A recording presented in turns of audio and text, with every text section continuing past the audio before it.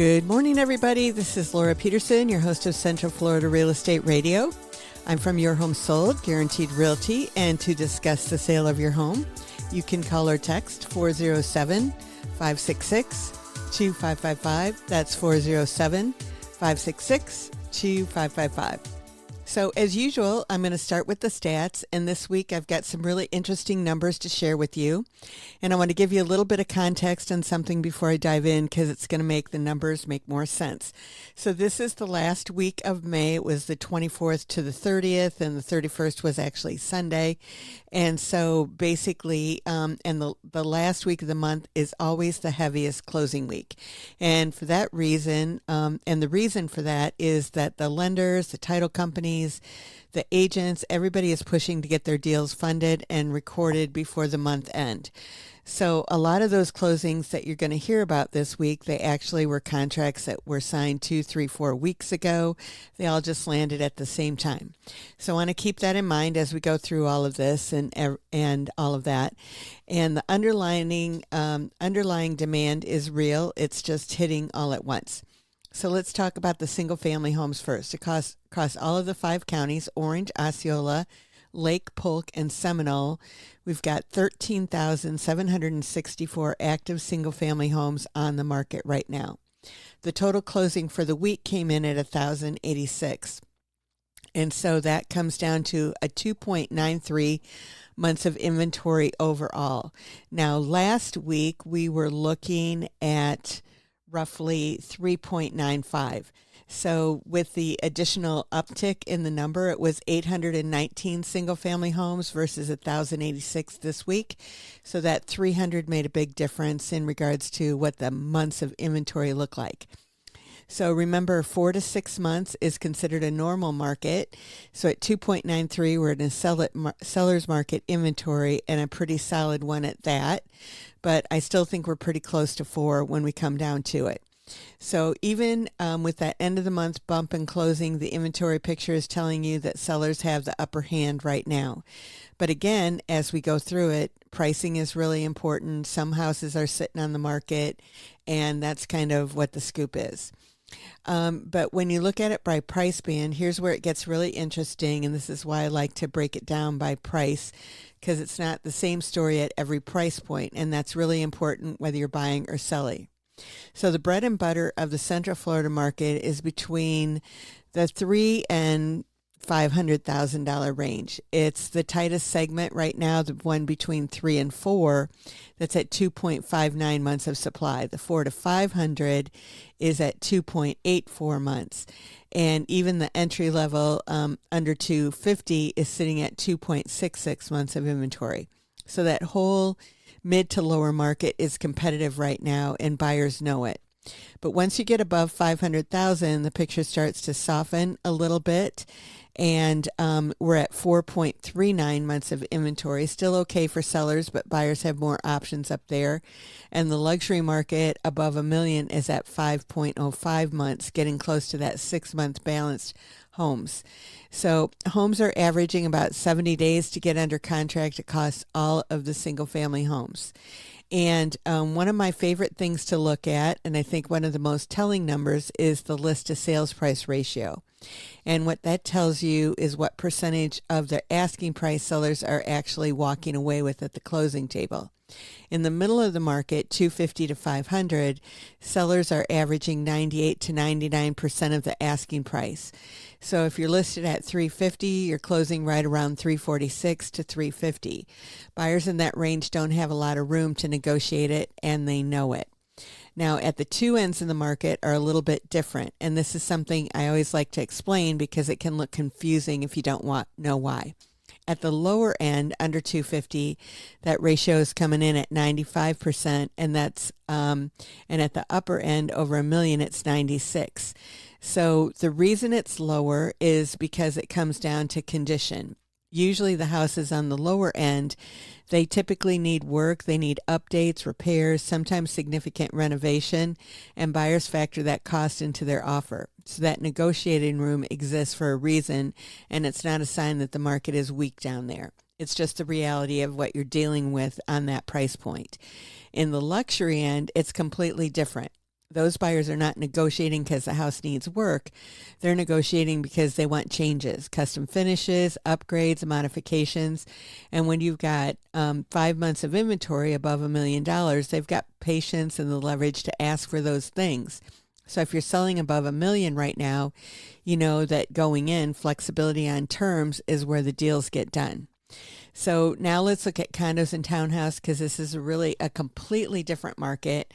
And I want to make sure that you understand the difference. We've got 5,061 active condos and townhouse listings across all 5 counties and 252 closings versus that 1,086 for the week. So the overall months of inventory, because it's the elevated number, again, it was 179 last week. We've got 4.64 months of inventory. Now, again, some of the improvement is at the end of the month closing bumps, so the real number is a little bit higher. But the good news is the condos were sitting at, for the most part, 10, 11, 12 months. And now we're kind of looking at 7.21 as our high. So they're kind of balancing themselves out, which is actually really good to see. So the under 250 condo segment has 5.83 months of supply, and buyers have some real leverage there. The 500 to $1 million is 7.21 months, and that's a buyer's market by definition. So if you're shopping for a condo or townhouse in that price range, right now you have negotiating power that you just don't have in the single family market. So let's wrap up the numbers with what I think will really anchor everything. The overall median sale price for a single family home this week was $404,495, basically flat from last week at $404. And that stability is actually a good sign. We're not seeing prices run away and we're not seeing them fall. The market is holding. For condos and townhouse, that median comes up to $304,495, and that's about a $104,000 gap between the two property types. And I always like to point out that because you're a buyer who's been priced out of the single family market, the condo and townhome market is still a real meaningful entry point to homeownership here in Central Florida. And right now, in several of those price bands, you've got more negotiating room than you would anywhere in the single family market. So the bottom line this week, if you're a seller of a single family home under $500,000, you're in a good position. Inventory is tight. Buyers are active in closing and you're getting close to full price. If you're above $500,000, you need to be strategic and realistic about what the market is telling you. And if you're a buyer with some flexibility on property type, the condo market, especially above $300,000, is giving you options and leverage that you just don't have on the single family home right now. So we're going to take when we're looking at all of that stuff, I just think that it's really important that you look at the trends. Like, for example, the condos this week were at an average of $300,000, right? And last week the average was at I had that right here in front of me and then I just lost it. So sorry. It was $265. And so basically the bottom line is that you go, wow, that was a big increase for the week. But what I look at is I look at ranges. I mean, in the single family homes, it was actually very close this week. But to last week, only $465 different. But usually it's a range of 20 to 30,000 is kind of where we're looking at. So we're kind of hovering right now, right around that 400,000 mark for the single family homes. The condos and townhouses will go up to about 300. This is kind of on the high side. And then they go down all the way to like 250. And so, I'm looking at the ranges in regards to where they're at, what's going on. And again, when you're looking at condos, townhomes, and all of those kinds of things, single family homes, you've got to look at what's going on in your particular neighborhood, city, zip code, your school district. All of those things are the things that really localize what's going on with you. So we're looking at Central Florida in general, but the reason I do that is because I want to make sure that we're looking at what's going on in our area that's accurate, as opposed to a lot of the things that come out in the country and everything. And even when you get the stats that they come out with, the monthly stats, what they do is they combine everything together, and you can see there's a big gap between the single family homes and the condos. So you want to make sure that you're looking at apples to apples, comparing everything, and that everything is accurate as you're going along. So in order to reach us, you can call 407-566-2555 or find us online at Central Florida Real Estate Radio, and we'll see you after the break. Welcome back, everybody. I'm Laura Peterson, your host of Central Florida Real Estate Radio. I'm from Your Home Sold, Guaranteed Realty, and to discuss the sale of your home, you can call or text 407-566-2555. That's 407-566-2555. So last week I was talking about the possibility that the property taxes were going to be decreasing and that the legislature was going to be evaluating it and everything this week, and they did. And so they did approve a constitutional amendment that seeks to reshape Florida's property tax system. It has to be approved by the Florida voters during the November general election. So in order for it to be approved, 60% of the voters need to approve it.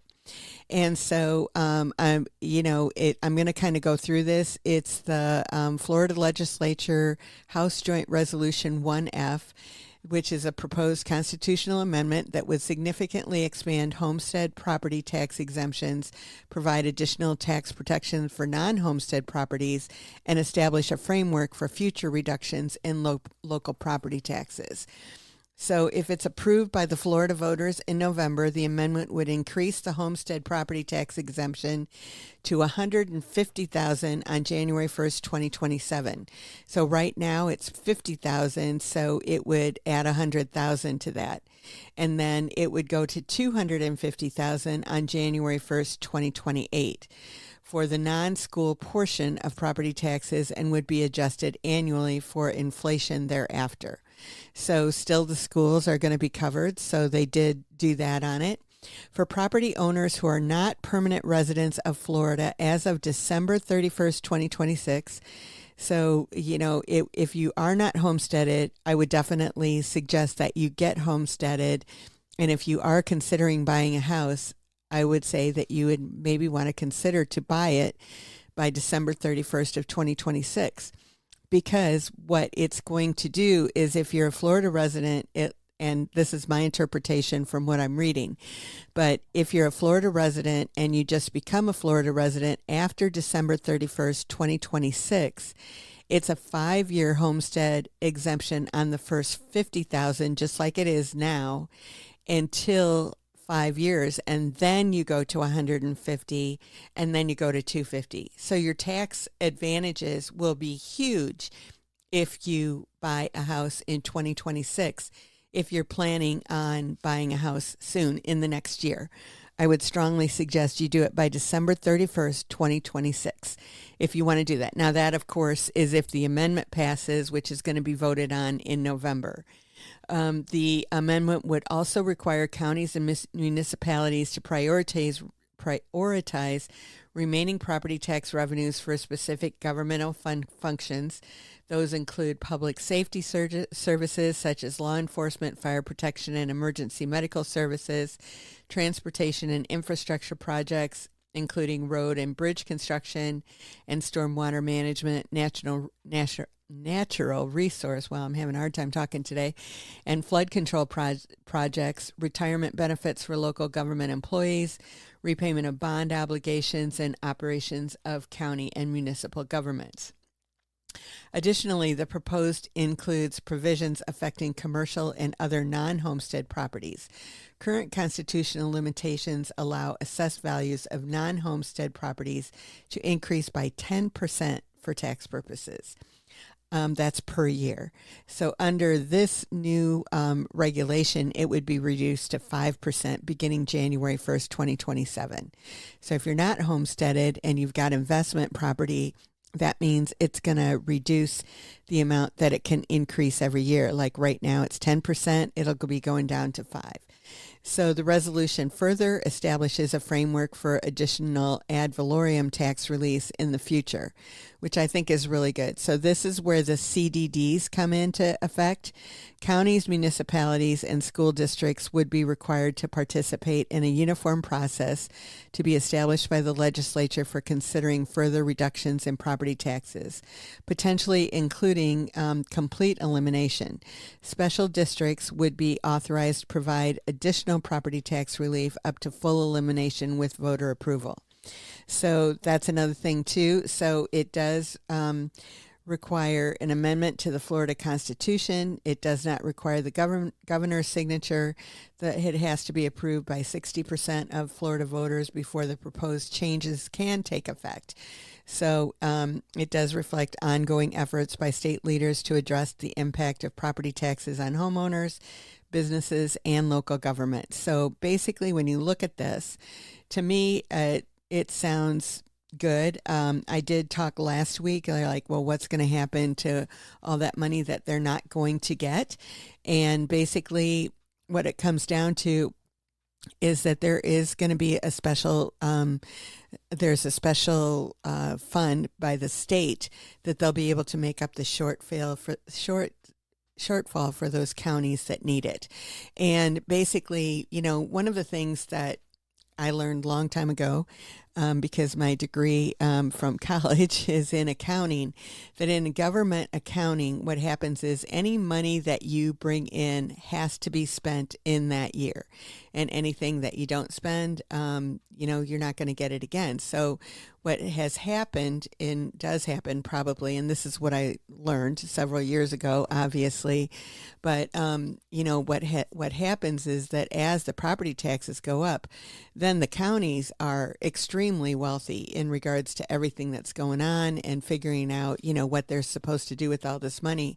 When the properties values go up significantly, then that increases their budget significantly. And if they've got to spend that money, then that's a huge thing. Like, I don't think they can save it for a rainy day unless something has changed, which it very well could have, but that would make sense, right? So basically, when it comes down to it, maybe they're building a new park or new something, I'm not sure exactly, what they're doing with that money, but basically when it comes down to it, just because of the value of the property, the taxes didn't, it's not like the millage rate went down as a result of that. It stayed the same. It's just like the government coffers just became more and more heavy, if you will. And so basically when it comes down to it, this might be, they talked about eliminating property taxes altogether, which this is obviously not that, but it is increasing the discount that homeowners are going to get. So it goes down to, the lower end that you're going to get a discount, and even on the higher end, you would get a discount as well. So it's kind of a win-win situation to a certain extent. The thing that has to be evaluated more and looked into more is probably from the county government side that takes in the money from these property taxes. Are they going to have the money that they need to do what they need to do? And obviously, we all want them to do that. It says that the schools are excluded from this. And so that's one thing that, the schools are still going to have the money that they need. But then it comes down to the police and the fire and the parks and all of those kinds of things that the counties and the cities do, that they get the property tax money for. So the money's going to have to come from somewhere. So, we don't want the water bills going up and the property taxes going down, and that kind of stuff. So, it's kind of a balance. So it's not like a straight like, oh, I'm looking at this is great, this is going to be perfect. No, I'm sure there's a lot of things that have been discussed and that they're working through and all of that kind of thing. And I don't know what they all are at this point in time, but I would suggest that everybody looks at it. But again, the biggest thing that points out to me, if this is passed, that you are going to want to own your house and be homesteaded by December 31st of 2026, because then, so that means that you've got up until March 1st to apply for homestead.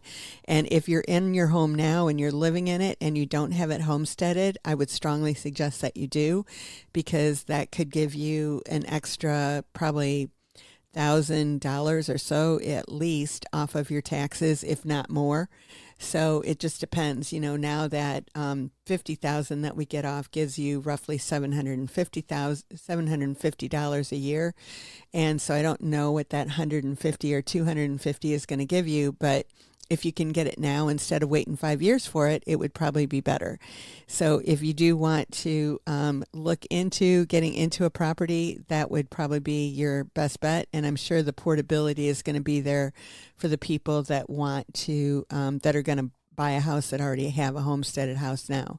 But I am going to look into that to see how that works, because that's going to obviously be a big concern and everything. So I'm going to check into it, and I'll get back with you in the upcoming weeks in regards to what's going on with all of that. And I'm sure obviously before the election we'll know a lot more in regards to what's going on and all of that. But that's kind of what the story is now. There is going to be that on the ballot. So the biggest thing is to get educated in it and decide what you want to do, and then make your vote count.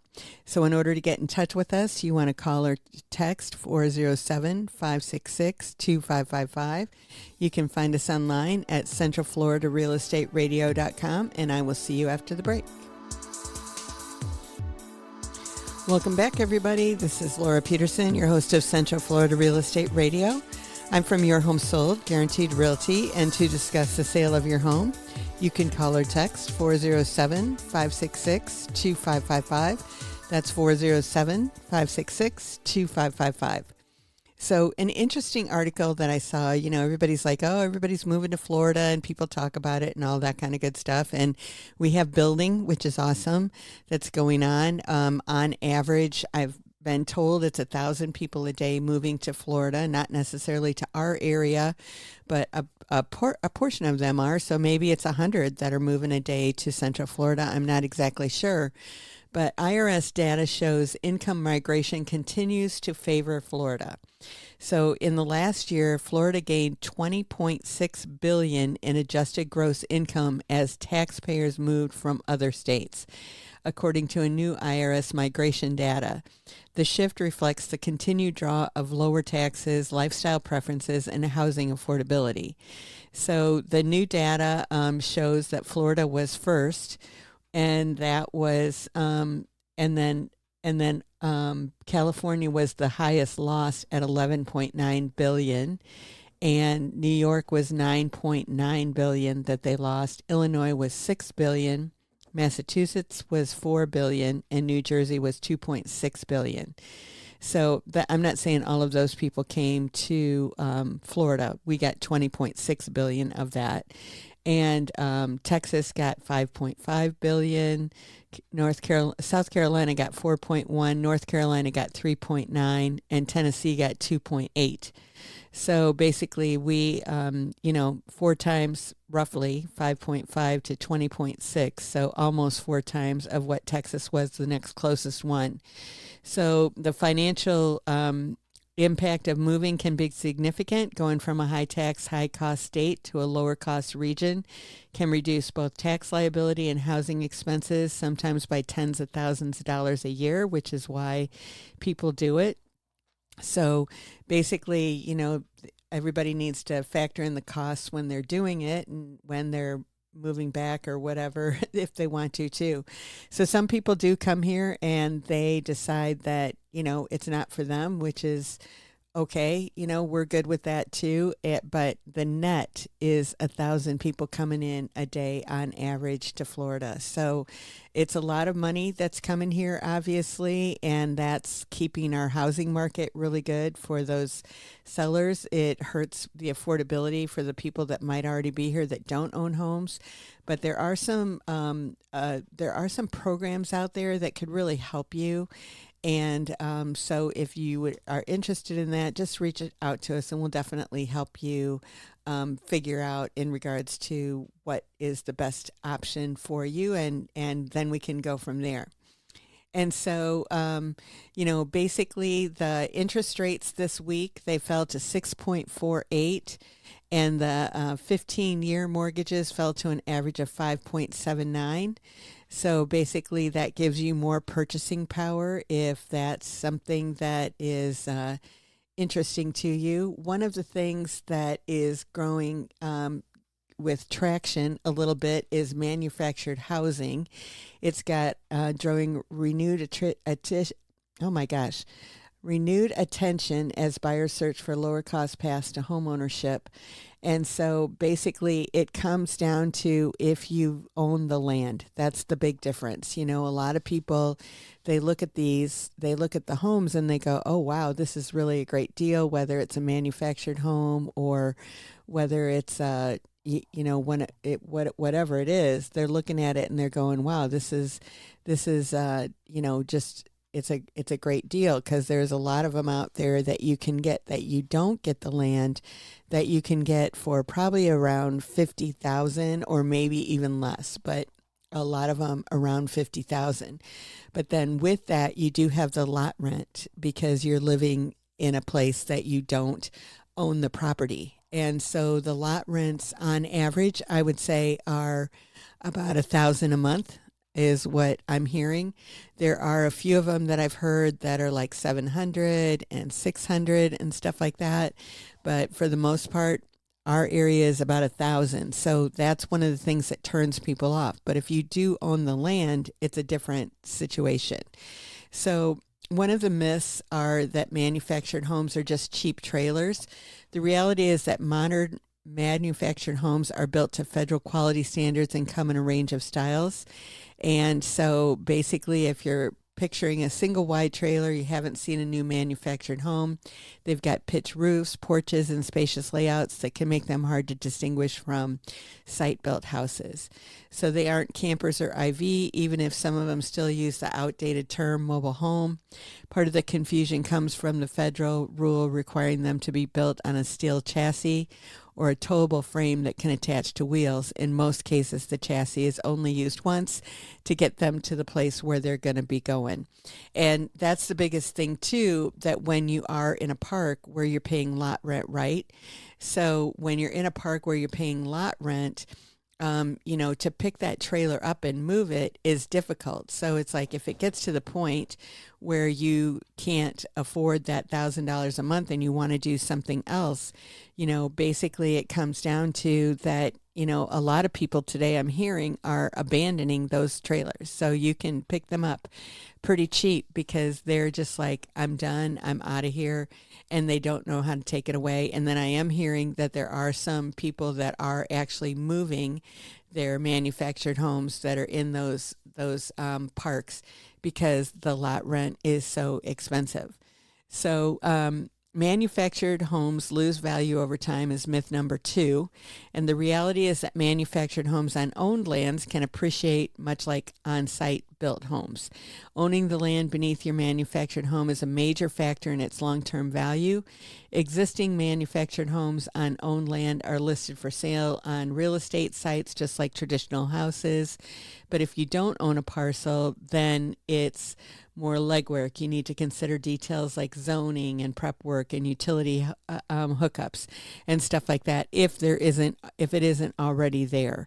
If you just buy a piece of land and you want to put it on there, you are probably going to be susceptible to the impact fees and all of those kinds of things. And so I would definitely look at it. There is another myth that you can't get a mortgage on manufactured homes, and that is false. And that's, again, if you own the land, you're going to be able to do that. So, and, basically the thing is that a lot of them are, very nice. Like you definitely cannot tell and everything that they are a manufactured home when you look at it. And so it might be an option. Maybe it's something that you would want to do, but you definitely have to look at the whole big picture in regards to what's going on and what you want to do in order to make that happen. But it is an option for a lot of people out there. And so I just want to bring it out there as something to look at. But remember, if you own the real estate, that's the big deal when it comes down to it. So in order to get in touch with us, you can call or text 407-566-2555. You can find us online at centralfloridarealestateradio.com, and we will see you after the break. Welcome back, everybody. I'm Laura Peterson, your host of Central Florida Real Estate Radio. I'm from Your Home Sold Guaranteed Realty, and to discuss the sale of your home, you can call or text 407-566-2555. That's 407-566-2555. So I was looking, and they were saying there was an article that came out this week that said that builder confidence rises in May as incentives remain common. So basically, when it comes down to getting a new construction home, for many people, that is the way that they want to go. The biggest thing that you give up a lot of times when you're buying new construction is maybe the area that you're in, or if you are in a high demand area, like the Winter Garden area, there's still a lot of construction going on out there on the 429 corridor. You're going to get into some higher price points and that kind of thing. But basically, and these are national figures, they're not local figures. So I just want to give that caveat there to begin with. But 32% of the builders reported cutting prices in May is what they were doing. So builders stay in business by selling houses and by building houses. So they always have to have and do things to make sure that they're affordable for the people that are out there. And so the average price reduction was 6% is what they decreased by. So they're just trying to get the property sold is all they're doing. And 61% of the builders use sales incentives to make sure that, that they could be more competitive too. So they're spending in the neighborhood of $30,000, $40,000 or whatever to buy down the interest rate so it's affordable so more people can afford that house is what they're doing. And so basically that's kind of what's going on. They said that their challenge are elevated mortgage rates, rising costs, and broader economic uncertainty are ongoing challenges for demand. So, what there are right now in our areas, there are a lot of incentives. After the pandemic, just so you know, just to give you a little bit of history. So that was probably like 2021, right? So at that time frame, if you went into a new builder and you wanted to get a house, you were going to wait 8, 9, 10 months to get a house. They had no inventory, and there were builders that were taking lotteries to see who was going to get the houses they were going to build a year from now. And they were, they were pretty cocky in regards to what was going on because the economy was such that everybody could afford them. The interest rates were really low, so everybody could afford a lot more house and everything like that. And so they were, it's like the builder was kind of the king of the mountain at that point in time and kind of writing their own ticket, doing what they wanted to do. And they were raising prices about every day, it seemed like, and everything in regards to what was going on. So then what happened, when the interest rates went up, which I believe was around 21 as well, right around the end of 21 probably. I don't know the exact date. I probably should. But the interest rates went up to about 6 pretty quickly, from like 3 to 6. Some cases we were even in the 2s. So, if you're getting a $400,000 house, and your interest rate doubles, well, your payment almost doubles too. Not quite, but almost, So basically, when it comes down to it, they were pricing themselves out of the area because the people that wanted to buy those houses could no longer afford them because they weren't making enough money to pay that higher interest rate. And so what the builders know that they still have to, stay in business by selling houses. So what were they going to do and how were they going to cope? And so, I was talking to one builder and they were telling me, and this was obviously a higher up person, and they said, we're just going to incentivize our way through the market. However long it takes, we're going to give the incentives so that we can keep the houses moving and that's what we're going to do. And that's what they've done. And so they've been able to, hold on, make a profit and all of that kind of good stuff because they're continuing to sell houses. And if you do get in the builder closeouts, then those are kind of some of the best deals. There's somebody that we have under contract right now that basically got one of the last two houses in a subdivision. They just really wanted to get rid of it, and so they discounted the price pretty good for them. I think it's $350,000, dollars for a brand new house. And so it's a pretty good deal when our average house price is $404. To get a brand new one at $350, it's not a bad deal. But it was a closeout because, like I said, it was the last two of that subdivision. You might think, well, why does that make a difference? And the reason that it makes a difference is because when the people, it's like when a builder is building in a particular neighborhood and they are building today and they've got the lots there that they're going to be building for, I don't know, they're going to be building for 4 years, 5 years. They're building 10 houses a month or 20 houses a month, and they've got 5,000 that they're putting in. It's going to take them a while to fill out that neighborhood, right?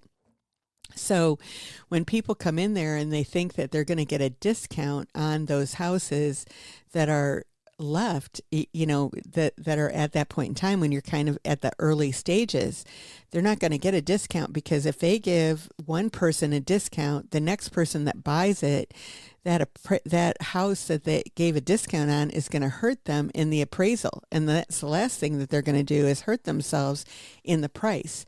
So that's why the incentives come into play, because if they're giving a buyer a boatload of incentives so that they can afford the house, it's not going to reflect the price, right? So if someone comes in and pays cash, they're going to pay the same thing that the other guy paid who got a loan, but maybe the loan guy got a few more incentives. So it keeps their prices consistent.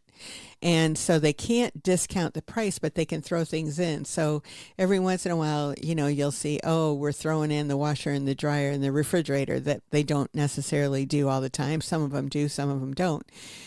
Or we're going to upgrade, give you $20,000 at the design center that you can upgrade your house, and we're not going to, supposedly charge you for it and all that kind of good stuff. It's built into the price. And that might be because the market is a little softer, and so they're going to give you some upgrades to make up for it, but keep that price the same.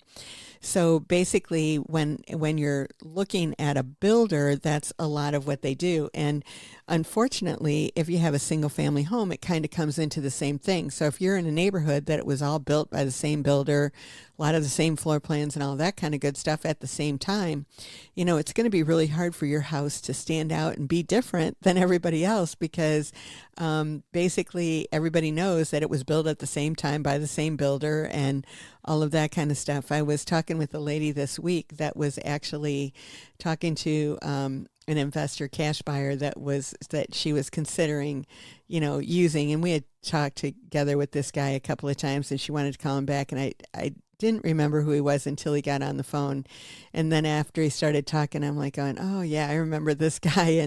And he was definitely trying to tell her that her property was worth significantly less than, well, not that it was worth less, but, she was going to be better off, taking his offer that was like at a fourth of what the price of what somebody else said and everything that it would be worth and all of that kind of stuff. So anyway, it was just, it was an interesting conversation. But my point is that basically the house that she had is in a cookie cutter house. If you've got what we call cookie cutter houses that are in a subdivision, that they're all the same, you've got to be careful in knowing what your value is, because if you don't, even if you upgrade it to the nth degree, maybe adding a pool is going to be a big difference. Obviously, being on a golf course is going to be a big difference. Those kinds of things are things that can be figured out. But when it comes down to,